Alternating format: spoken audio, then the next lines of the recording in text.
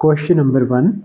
In 2011, the population of a state was recorded as 72,147,030. It had increased by 9,741,351 in comparison to the previous year. What was the population of the state at the end of year 2010? इसे समझते हैं।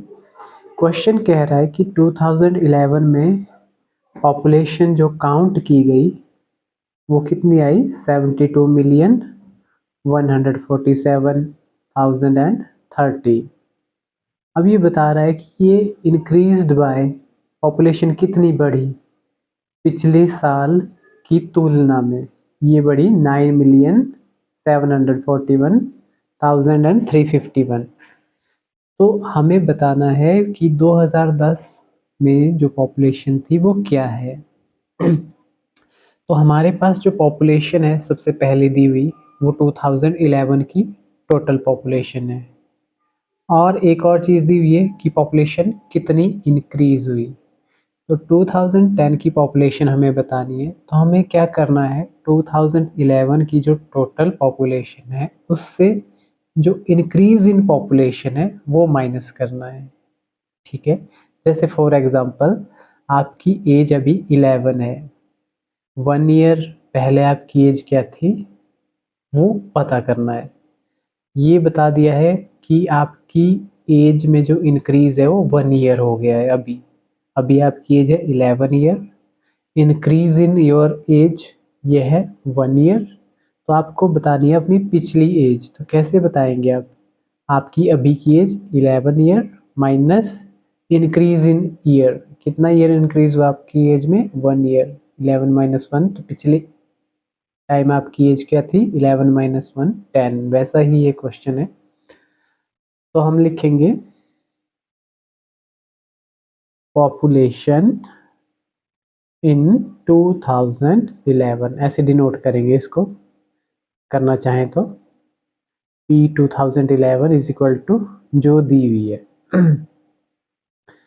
ये है अभी current population. अब increase in population क्या हुआ?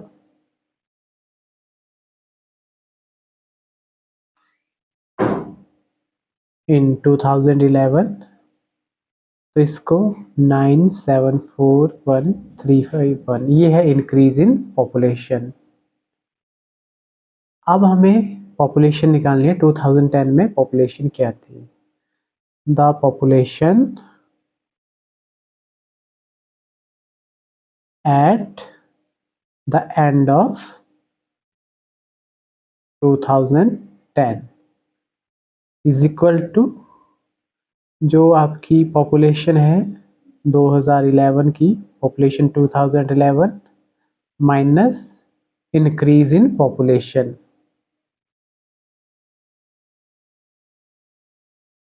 ठीक, तो इज इक्वल टू हमारे पास 72,147,030 माइनस इंक्रीज क्या है 9 मिलियन। इनसे ये सब्ट्रैक्ट कर देंगे और आपका फाइनल आंसर आ जाएगा।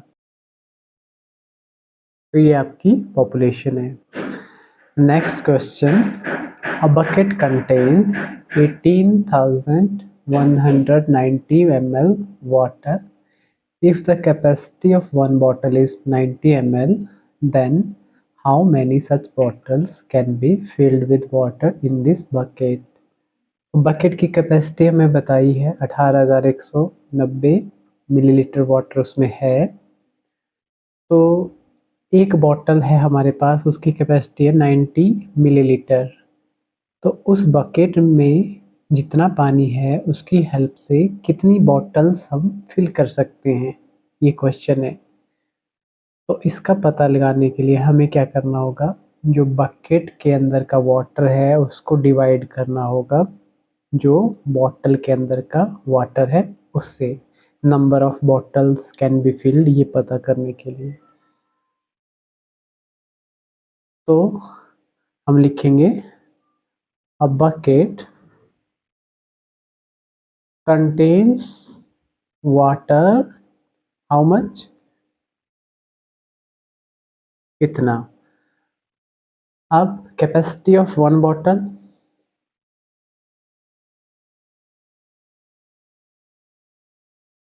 Equal to 90 milliliter. So number of bottles can be filled with the water in bucket equal to amount of water in bucket upon capacity of one bottle. Divide का question हो गया ये। तो कितना amount है आपके पास और कैपेसिटी कितनी है 90।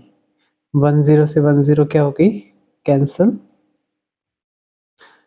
अब यहाँ पे प्रिंटिंग में 18190 दिख रहा है, तो आई थिंक ये थोड़ा सा रॉन्ग होगा फिर, क्योंकि 9 के टेबल में ये कम्प्लीटली डिवाइड नहीं हो रहा है। मे बी यहाँ पे 0 हो तो डिवाइड हो जाएगा।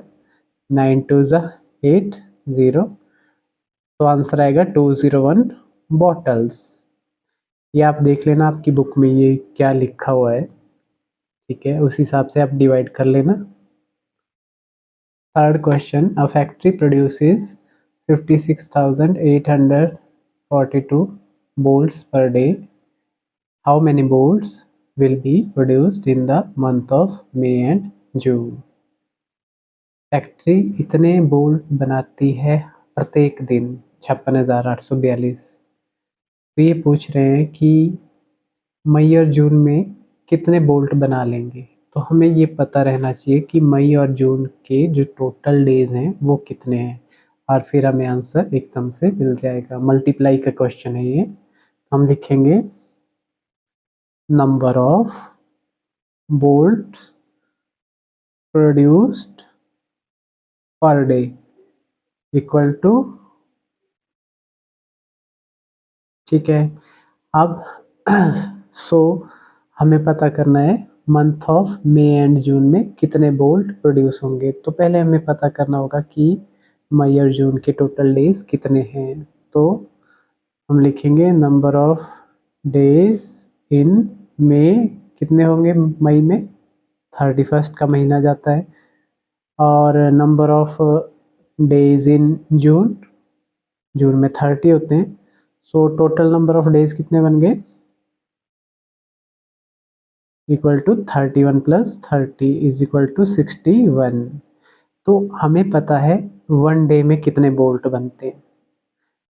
अगर वन डे का पता है, अगर उससे ज़्यादा डेज का निकालना है तो सीधे मल्टीप्लाई होती है। So number of bolts produced in month of May and June equal to, अब मई और जून में टोटल नंबर ऑफ डेज कितने हो गए 61 and multiply by bolts produce in a day 56, कितना है ये 842। ये मल्टीप्लाई करके जो आंसर आएगा वो number of bolts in month of May and June होंगे। अब डाउट ये भी रहता है बच्चों के माइंड में कि कब हमें मल्टीप्लाई करनी है और कब डिवाइड करनी है। जैसे ये क्वेश्चन है fourth, cost of 1 metre cloth is 195, cost of 30 metre 900 centimetre cloth. जब भी हमें 1 kg या 1 यूनिट किसी की भी वैल्यू दी हुई हो और उससे ज़्यादा की वैल्यू हमें फाइंड आउट करनी हो, तो ऑलवेज क्या होगी मल्टीप्लाई होगी। जैसे यहाँ 1 kg टोमेटो पोटैटो ETC की वैल्यू दी हुई है, आपको 10 kg पोटैटो की वैल्यू निकालनी है, तो आपको 1 kg टोमेटो या पोटैटो की वैल्यू से 10 kg को मल्टीप्लाई कर देना है, तो आंसर आ जाएगा। तो यहाँ पे हम लिखेंगे cost of 1 metre cloth. Is equal to 195। Cost of 30 metre 900 centimetre cloth, ये हमें फाइंड आउट करनी है। पर उससे पहले जो कॉस्ट ऑफ 30 मीटर 900 सेंटीमीटर है, उस चीज़ को हमें पूरा का पूरा किस में कन्वर्ट करना होगा, मीटर में, क्योंकि जो प्राइस है वो मीटर का दिया हुआ है। तो अगर हम जो 900 सेंटीमीटर है उनको मीटर्स में कन्वर्ट कर देंगे तो प्राइस निकालना इजी हो जाएगा। यहाँ हम 30 मीटर प्लस 900 सेंटीमीटर को लिख सकते हैं 900, ये हम सेंटीमीटर को मीटर में कन्वर्ट कर रहे हैं क्योंकि 1 मीटर में 100 सेंटीमीटर होते हैं, तो इसलिए डिवाइड बाय 100। 2 0 कैंसिल हो गई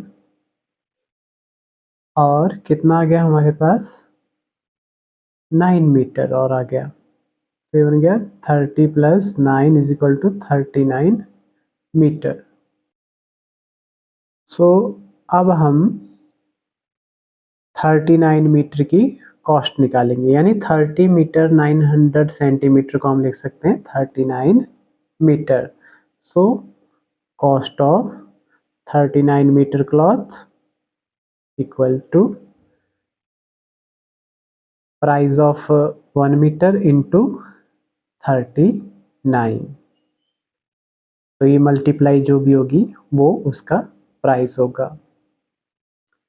नेक्स्ट क्वेश्चन है कि एक जू ने दिसंबर के एक वीक में कितने डेज होते हैं, 7, यानी 7 डेज में उसने टोटल टिकट्स कितनी बेची, 1,27,570। फिर उन्होंने जो वीक है उसके जो डेज हैं उनका हिसाब दिया है। जैसे वेडनेसडे टू संडे, मतलब वेडनेसडे को कितनी टिकट्स बिकी, 12,850। वेडनेसडे टू संडे का मतलब वेडनेसडे के बाद आया थर्सडे, थर्सडे को कितनी बिकी, 13,280। फिर फ्राइडे को जो नेक्स्ट नंबर है वो 19,298। फिर सैटरडे को 22,345 और संडे को 23,678। इतनी टिकट्स बिकी। तो कितने डेज हो गए ये, Wednesday, Thursday, Friday, Saturday, Sunday, 5 days हो गए। और वीक में कितने डेज होते हैं, 7, ये 5 दिनों का हिसाब हो गया। अब इन्होंने पूछा है कि find the number of people who visited जू ऑन मंडे एंड ट्यूसडे। हमें उन लोगों की काउंटिंग बतानी है जिन्होंने जू को मंडे और ट्यूसडे को विजिट किया। इसका मतलब ये है कि हमें मंडे और ट्यूसडे में कितनी कितनी टिकट्स बिकी ये पता करना है। मंडे और ट्यूसडे में 5 दिनों का हिसाब हमारे पास है, मंडे और ट्यूसडे का हिसाब हमें पता करना है। तो मंडे और ट्यूसडे इकट्ठा पूछा है, ऐसा नहीं बोला कि मंडे का अलग से बताओ और ट्यूसडे का अलग से बताओ, ऐसा बोला कि मंडे एंड ट्यूसडे इन दोनों दिनों का इकट्ठा हिसाब बताना है आपको, ठीक है। तो हम क्या लिखेंगे, टोटल टिकट्स कितनी बिकी उस वीक में, 1,27,570, ये हमने लिखा हुआ है। अब वेडनेसडे टू संडे के टिकट का हिसाब लिखा हुआ है, tickets sold from Wednesday to Sunday.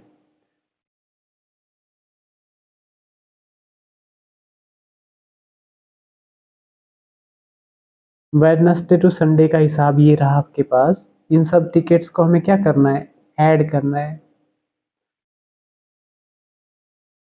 हमने लिखा ना ticket sold from Wednesday to Sunday, तो ऐड कर देंगे इन सबको।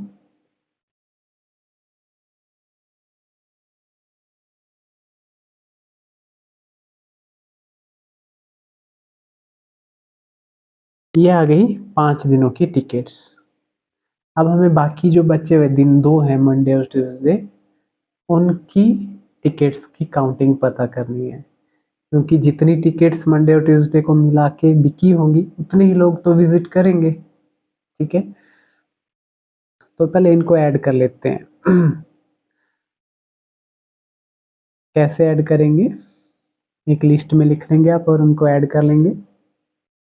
तो मान लो यहाँ पे आ गया इन सब टिकट्स का सम, 5 दिन की टिकट्स का सम, ये आपको निकालना है जोड़ के।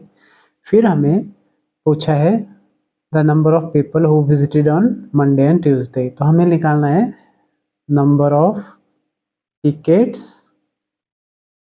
Sold on Monday and Tuesday, अलग अलग नहीं, इकट्ठा एक साथ। तो मंडे और ट्यूसडे को कितनी टिकट बिकी होंगी, जितनी पूरे हफ्ते में बिकी। ये पूरे हफ्ते का डाटा है, 7 दिनों का, ये 7 दिनों का डाटा है, और ये हमारे पास 5 दिनों का डाटा है। तो 7 दिनों की टिकट से हम 5 दिनों की टिकट्स को क्या कर देंगे, minus. So number of tickets sold on week, week मतलब पूरे सप्ताह, minus number of tickets sold on 5 days लिखो आप चाहे, या वेडनेसडे टू संडे लिखो। Number of tickets sold on 5 days. तो यहाँ पे आपने जो सम निकाला होगा उसको इससे क्या कर देंगे, सब्ट्रैक्ट, इज इक्वल टू क्या लिखेंगे हम यहाँ पे, 127570 माइनस ये जो आपने निकाला होगा। तो हमने यहाँ पे नंबर ऑफ टिकट्स लिखी, फिर लास्ट में जो आंसर आएगा उसको लिखेंगे हम। सो number of people visited on Monday and Tuesday. Question number जो 6 है आपका, वो एग्जैक्टली क्वेश्चन नंबर 1 की तरह है, पॉपुलेशन वाले क्वेश्चन की तरह ही। इसमें भी आपको इस ईयर के इनकम से इंक्रीज को माइनस कर देना है, तो आपको कंपनी की प्रीवियस ईयर की इनकम पता चल जाएगी। डिट्टो क्वेश्चन है। Question number 7, Veenu multiplied 497 with 345 instead of multiplying with 254। क्या है कि वीनू ने मल्टीप्लाई की 497 इंटू 345 की, जबकि उसे करनी किसकी थी, 497 की 254 के साथ करनी थी उसको मल्टीप्लाई। तो फाइंड द इंक्रीज और decrease in the actual value. तो जो एक्चुअल वैल्यू है तो उसमें इंक्रीज हुआ या डिक्रीज, इसका क्या मतलब हुआ, ये है एक्चुअल वैल्यू, ये करनी थी उसको मल्टीप्लाई। तो ये जो उसने रॉन्ग मल्टीप्लाई किया, जो आंसर आया, और राइट जो आंसर आना था, तो हमें बताना है कि जो रॉन्ग उसका आंसर आया वो राइट आंसर से इंक्रीज है या डिक्रीज है। अगर राइट आंसर छोटा है, रॉन्ग आंसर बड़ा है, तो इट मीन्स इंक्रीज है। अगर राइट आंसर बड़ा है, रॉन्ग आंसर छोटा है, तो इट मीन्स डिक्रीज है। तो इसका मतलब आपको रॉन्ग मल्टीप्लाई भी करनी है, राइट मल्टीप्लाई भी करनी है। तो यह यहाँ पे दिख ही रहा है कि 254 वाला राइट है और 345 वाला रॉन्ग है। तो जब 497 को 345 से मल्टीप्लाई करेंगे तो बड़ा आंसर आएगा, और 497 को 254 से करेंगे तो छोटा आंसर आएगा। इनको वैल्यूज़ को देखने से ही पता चल रहा है। जैसे 4 इंटू 3 और 4 इंटू 5 में आप इजीली बता सकते हैं ना किसका आंसर बड़ा आने वाला है।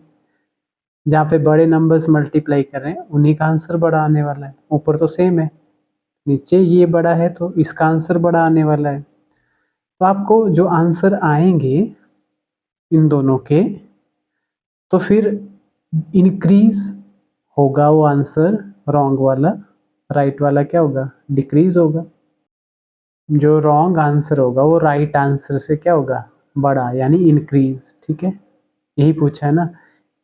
In the actual value, actual value से जो रॉन्ग आंसर होगा वो इंक्रीज होगा। आपको दोनों की वैल्यूज निकालनी है and find the increase. Increase मतलब इन दोनों को माइनस कर देना है जो भी आंसर आएंगे।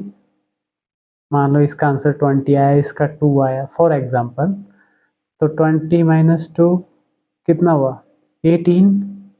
तो इंक्रीज कितना हो गया 18।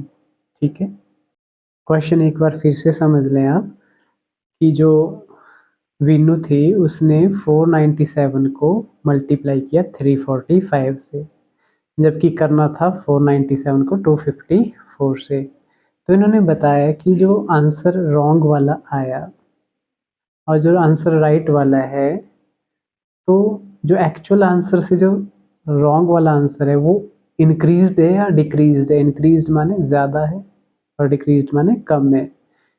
और कितना इंक्रीज है, कितना इंक्रीज कैसे पता चलेगा, दोनों वैल्यूज़ को क्या कर देंगे माइनस, तो पता चल जाएगा कि कितना ज़्यादा इंक्रीज है। जैसे ये 2 और 20 का एग्जांपल मैंने दिया था, इसका आंसर मान लो 2 आया था, इसका 20 आया था। तो ये जो रॉन्ग वाला आंसर है ये राइट वाले आंसर से कितना इंक्रीज है, 18 ज़्यादा है ना। 2 से 20 कितना ज़्यादा बड़ा है, 18 ज़्यादा बड़ा है। 2 + 18 20 होता है। ठीक है, नेक्स्ट क्वेश्चन है, एक fruit seller 1 kilo mango 75 rupees में बेचता है। अब वो हर दिन every day 35 KG mango sell करता है, तो उसकी मंथली इनकम पता करनी है। तो पहले मंथली इनकम पता करने से पहले हमें उसकी पर डे की इनकम पता करनी है। तो 1 केजी मैंगो अगर वो 75 के बेचता है, आप लिखोगे कॉस्ट ऑफ या selling price of 1 KG mango is equal to 75। अब वो पर डे में कितना मैंगो बेचता है 35 KG, so cost of 35 KG mango या selling price of 35 KG mango is equal to 75 cost of 1 KG into 35। ये आ गया उसका पर डे की इनकम। 35 किलो बेचता है ना प्रत्येक दिन, अगर वो 1 किलो बेचता होता तो कितने कमाता 75 रुपीज़, लेकिन वो कितने बेचता है 35 केजी, तो उसकी इनकम कितनी बन जाएगी पर डे की 75 इंटू 35, ये आ गई पर डे की। अब हमसे पूछा है कि मंथली इनकम यानी एक महीने में कितना कमाता है, तो एक दिन में वो इतना कमाता है, इसकी जो मल्टीप्लाई आएगी तो पर मंथ कितना कमाएगा। सो क्या लिखेंगे हम is monthly income. Monthly income क्या होगी, income of 1 day multiply by, अब मंथ में कितने डेज होते हैं, जनरली हम मंथ में कितने डेज लेते हैं 30 डेज लेते हैं। तो इनकम ऑफ 1 डे यानी 75 इंटू 35, या इनकी जो मल्टीप्लाई करके आंसर आया होगा वो मल्टीप्लाई बाई 30, वो उसकी मंथली इनकम हो जाएगी। ठीक है, तो इसका आंसर मैं आपसे 1 to 1 में पूछूंगा। फिर 9th क्वेश्चन है, सचित है एक लड़का, ये मान लो उसका घर है, यहाँ से उसको कहाँ जाना है स्कूल, ये इसका मानो क्या है स्कूल है। ठीक, अब वो यहाँ से हर रोज जाता है, लिखा है यहाँ पे डिस्टेंस है उसके घर से स्कूल का 2 किलोमीटर 275 मीटर। तो जब वो यहाँ से निकलेगा स्कूल पहुँचेगा तो कितना डिस्टेंस ट्रेवल करेगा 2 किलोमीटर 275 मीटर। अब लिखा है सचित वॉक्स बोथ वेज एवरी डे, मतलब वो जाता भी है और आता भी है स्कूल से पैदल घर। तो टोटल डिस्टेंस उसके द्वारा कितना कवर किया गया 5 डेज में, कितने 5 डेज। 5 डेज को अभी हम भूल जाएंगे, पहले हमें पता करना है कि 1 डे में वो कितना डिस्टेंस कवर करता है। तो स्टेटमेंट में पहले क्या लिखेंगे, distance from home to school 2 kilometre 275 metre. अब उसने एक दिन में कितना डिस्टेंस ट्रेवल किया, वो स्कूल को गया भी और आया भी। तो distance covered by Sachit in a day, पहले 1 डे का डिस्टेंस निकालेंगे आप। तो 1 डे का डिस्टेंस कितना होगा 2 किलोमीटर 275 मीटर मल्टीप्लाई बाय 2। 2 क्यों, क्योंकि वो 2 बार इस डिस्टेंस को कवर कर रहा है। या तो आप इसको 2 बार प्लस कर दें या 2 से मल्टीप्लाई कर दें, एक ही बात है, ठीक है। तो जब 2 से मल्टीप्लाई करेंगे तो 2 2 हो जाएगा 4, 2 5 10। वैसे जनरली इस तरफ से ही मल्टीप्लाई करें आप। 2 7 14 1 15, 2 2 4 1 5। तो 4 किलोमीटर 550 मीटर, ये उसने एक दिन में तय की दूरी। अब नंबर ऑफ डेज कितने डेज का हिसाब निकालना है, 5 डेज का। So distance covered by Sachit in 5 days is equal to distance cover by 1 day, मतलब 4 kilometre 550 metre, multiply by number of days. तो जब आप मल्टीप्लाई करेंगे तो इसका आंसर आपको मुझे बताना है क्या आएगा। दोबारा समझ लेते हैं कि 5 दिन का डिस्टेंस पूछा है हमसे, तो सबसे पहले हमें 1 डे का डिस्टेंस निकालना है। तो 1 डे का डिस्टेंस जब हमने लिखा तो जो डिस्टेंस था उसको मल्टीप्लाई कर दिया 2 से, क्योंकि वो लड़का जो है इस डिस्टेंस को कितनी बार ट्रैवल करता है, 2 बार, एक बार जाती बार, एक बार आती बार। ये 1 डे का हिसाब हो गया। और फिर 5 डेज के हिसाब के लिए हमने 1 डे के डिस्टेंस को 5 से क्या कर दिया, मल्टीप्लाई। तो ये 1 to 1 में इसका आंसर आपको मुझे बताना है कि कितना आएगा।